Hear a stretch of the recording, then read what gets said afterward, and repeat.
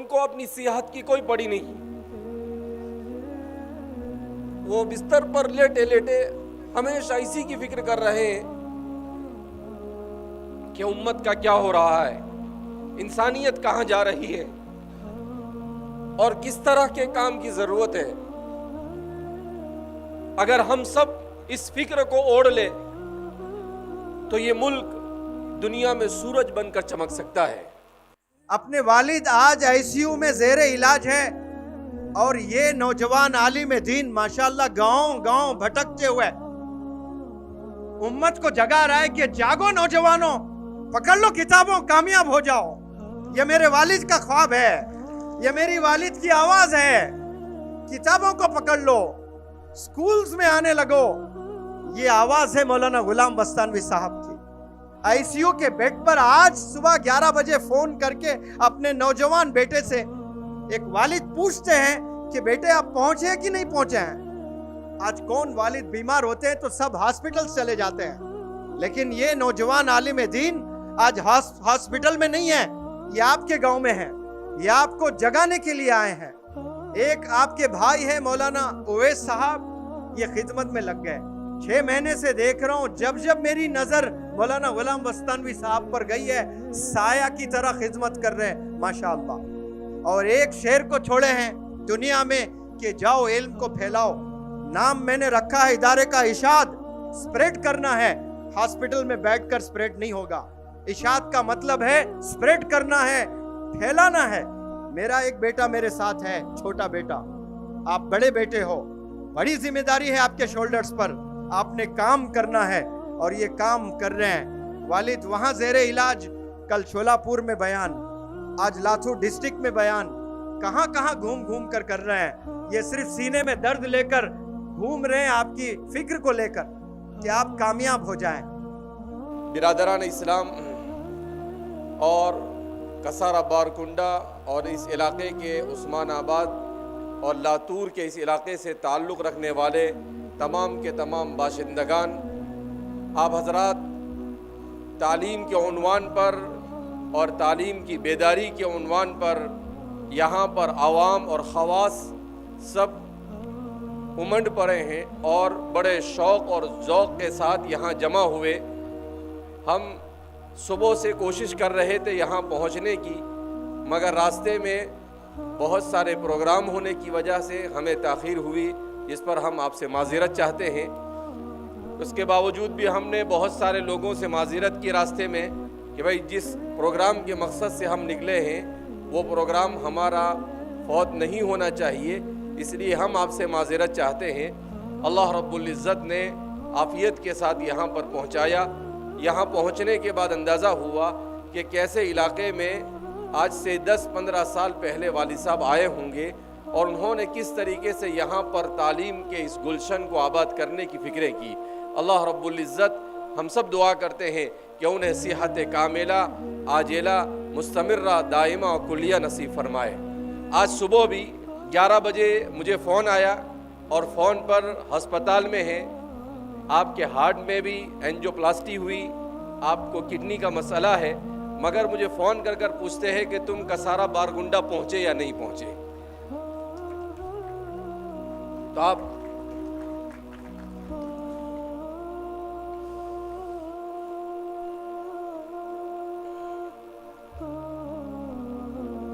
اندازہ لگا سکتے ہیں کہ اس شخص کے دل میں انسانیت کا کتنا درد ہے. ان کو ایک ہی دھن سوار ہے کہ کس طریقے سے اس ملک کے باشندوں کو تعلیم سے آراستہ کر دیا جائے. ان کو اپنی صحت کی کوئی پڑی نہیں. وہ بستر پر لیٹے لیٹے ہمیشہ اسی کی فکر کر رہے ہیں کہ امت کا کیا ہو رہا ہے, انسانیت کہاں جا رہی ہے اور کس طرح کے کام کی ضرورت ہے. اگر ہم سب اس فکر کو اوڑھ لے تو یہ ملک دنیا میں سورج بن کر چمک سکتا ہے. میرے بھائیو, دوستو اور بزرگوں, آج اس دنیا میں 800 کروڑ انسان ہے, مگر اس دنیا میں درد رکھنے والے دل نہیں ہیں. آج کی دنیا میں نفرتوں سے بھرے ہوئے دل ہے, آج کی اس دنیا میں محبتوں کی ضرورت ہے. دنیا کا کوئی مذہب، دنیا کا کوئی کانسٹیٹیوشن، دنیا کا کوئی دستور اور دنیا کا کوئی قانون نفرت نہیں سکھاتا ہے. دنیا کا ہر مذہب انسان کو انسان کے ساتھ محبت کرنے کا سبق سکھاتا ہے. دنیا کا ہر قانون، چاہے وہ کیسا ہی گیا گزرا قانون ہو، مگر کسی قانون میں ایسا نہیں لکھا ہے کہ ایک دوسرے کے ساتھ نفرت کی جائے. ہر قانون یہ سکھاتا ہے کہ سب کو آپس میں محبت کے ساتھ اللہ کی زمین کے اوپر رہنا ہے. ہم سب ایک ماں باپ کی اولاد ہے. قرآن کریم کی جو آیت کریمہ میں نے آپ حضرات کے سامنے تلاوت کی وہ یہی کہتی ہے. آج کا انسان پریشان ہے، وہ یہ معلوم کرنا چاہتا ہے کہ آخر اس دنیا میں انسان کیسے آیا، اس دنیا میں انسان کیوں آیا اور اس دنیا میں انسان کو کیسے زندگی گزارنی چاہیے. قرآن کریم کی اس آیت کریمہ نے بتلایا کہ دنیا کے تمام فلسفے اس کے سامنے پھیل ہے. قرآن میں اللہ کیا فرماتے ہیں؟ یا ایھا الناس، اے لوگو، اے ایمان والوں نہیں کہا، اے مسلمانوں نہیں کہا. قرآن صرف مسلمانوں کا نہیں، قرآن صرف مومنوں کا نہیں، قرآن پوری انسانیت کے لیے آیا ہوا ہے. قرآن پوری انسانیت کو زندگی جینے کا سلیقہ سکھانے کے لیے آیا ہے. قرآن کریم اس لیے نہیں آیا ہے کہ دنیا کے اندر میں نفرتوں کو، بلکہ دنیا سے نفرت کو ختم کرنے میں سب سے بڑا اگر کسی کتاب نے رول ادا کیا ہے تو وہ اللہ کی کتاب قرآن کریم ہے. قرآن کریم کی جو آیت کریمہ میں نے آپ کے سامنے پڑھی وہ ایک اتنے عظیم فلسفے کو بیان کر رہی ہے. کیا فلسفہ ہے؟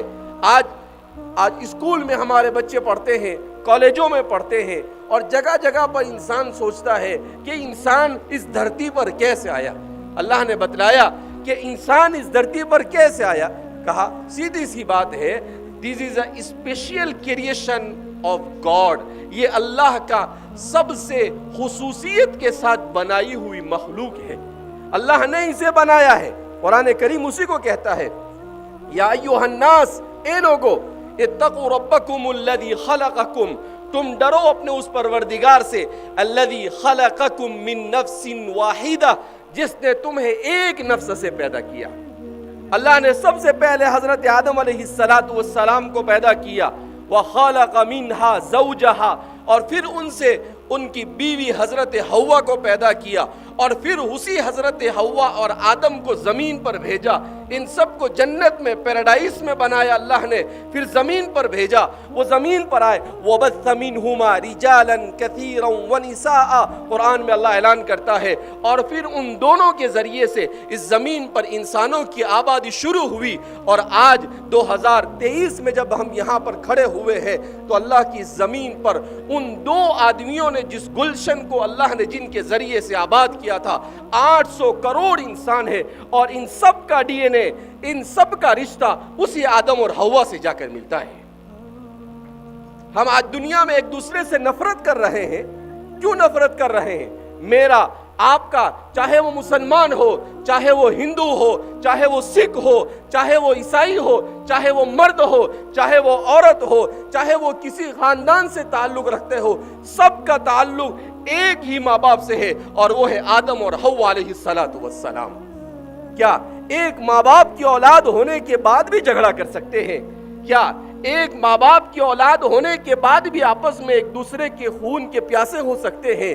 کیا ایک ماں باپ کی اولاد ہونے کے بعد بھی اس طریقے سے ہم مال کے پیچھے بھاگتے ہیں کہ ہم نہ رشتے کو دیکھتے ہیں؟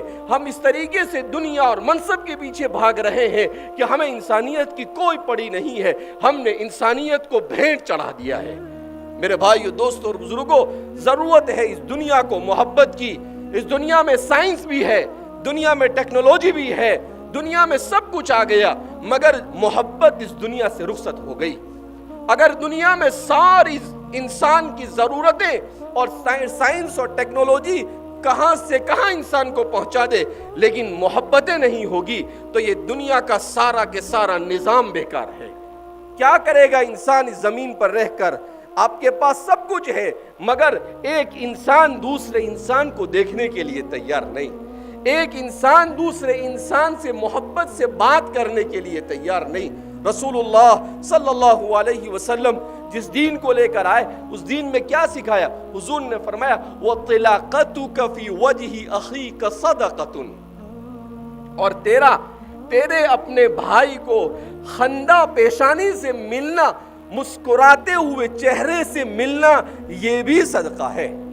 क्या तालीम दिया कि आपको कोई मिले तो आप अपना मुंह मत फुलाइए, आप नाराजगी का इजहार मत कीजिए, आप उससे मोहब्बत के साथ मिलिए।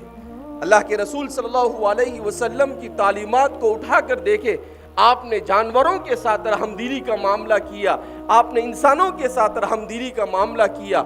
जाहिलियत की वजह से जो नफरतों की जड़ें ज़मीन में गड़ी हुई थी और इंसानी मुआशरे को खोखला करती जा रही थी, जिसके बारे में एक मुअर्रिख कहता है कादतिल अरब फिल क़र्न सादिस लिल मिलाल अला शफ़ा जुरुफिन हार, कि 6वीं सदी हिजरी में अरब ये तबाही के दहाने पर खड़े हुए थे। ऐसे मौके पर मोहम्मद अरबी सल्लल्लाहु अलैहि वसल्लम आए और उन्होंने जिंदगी जीने का सलीका सिखाया। उन्होंने सिखाया कि खाना खाने का तरीका क्या हो सकता है। उन्होंने सिखाया कि अच्छे मुआशरे में बेहतरीन बाप बनना कैसे मुमकिन हो सकता है, एक अच्छी माँ कैसे मुआशरे में वजूद में आ सकती है। उन्होंने जाहिलियत को ख़त्म किया और उन्होंने दुनिया में तालीम को आम किया, और उसी तालीम की बरकत से आज 8 साल पहले अमेरिका का एक जनरल रिटायर होने के बाद किताब लिखता है और उस किताब के अंदर में एतराफ़ करता है द वर्ल्ड विदाउट इस्लाम, कि अगर इस दुनिया में इस्लाम न होता तो आज जो थोड़ा बहुत अमन है वो दुनिया में वो अमन भी बाकी नहीं रहता। कौन कहता है? वो शहीद शाहिदुम मिन अहलिहा, अमेरिका का एक जनरल रिटायर होने के बाद और अपनी पूरी जिंदगी गुजारने के बाद वो इस बात का एतराफ़ करता है कि इस दुनिया को अमन का सबक अगर किसी ने सिखाया है तो वो इस्लाम ने सिखाया है। इसलिए मेरे भाइयों, दोस्तों और बुजुर्गों, इस स्टेज पर हर किस्म के लोग आकर बैठे हुए हैं, मुसलमान भी है, हिंदू भी है, हर तरह के लोग आकर बैठे हैं। ये क्या है? ये इस मुल्क की तहजीब और इस मुल्क का इम्तियाज है। इसी को हिंदुस्तान कहा जाता है, जहां पर सब मिलजुल कर काम करते हैं। इसी का नाम हिंदुस्तान है। हिंदुस्तान इसका नाम नहीं है कि किसी पर्टिकुलर किसी एक मजहब के साथ उसे जोड़ दिया जाए, नहीं, ये गंगा जमनी तहजीब का गहवारा है। ये वो जगह है जहां पर आज से नहीं, सबसे पहले हजरत आदम अलैहिस्सलातु वस्सलाम को अल्लाह ने उतारने के लिए हिंदुस्तान को मुंतखब किया। हिंदुस्तान की खुशबू इसीलिए मशहूर है, कहते हैं कि आदम अलैहिस्सलातु वस्सलाम का इस्तिकबाल किया हिरनों ने। आदम अलैहिस्सलाम ने उस इस्तिकबाल में उनके पुश्त पर फेर दिया हाथ, तो अल्लाह ने उसके अंदर खुशबू और ऊद को पैदा कर दिया, और दुनिया में सबसे ज्यादा मकबूल उसी खुशबू को माना जाता है।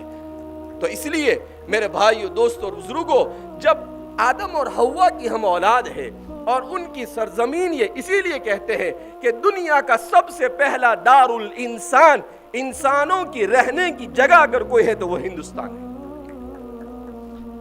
कोई कहता है यूरोप का कोई फलसफी खड़ा होता है और कहता है कि सबसे पहले इंसान ये अफ्रीका के अंदर में जंगलों में, ये सब बेवकूफ बना रहे हैं हमें।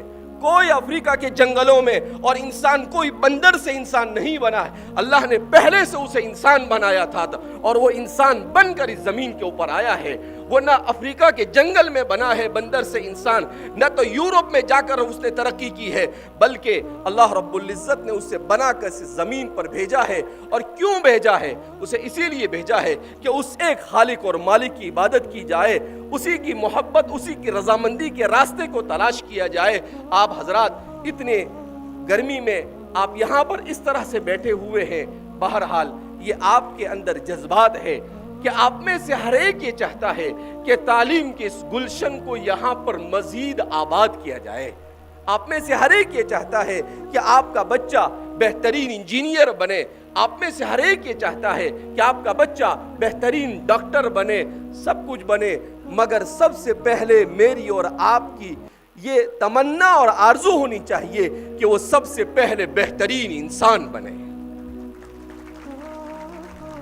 کیوں کہ اگر وہ کتنا بھی بڑا ڈاکٹر بن جائے مگر اس کے دل میں انسانیت کا درد نہیں، اس کی وہ ڈاکٹری کسی کام کی نہیں، اس کی انجینئری کسی کام کی نہیں۔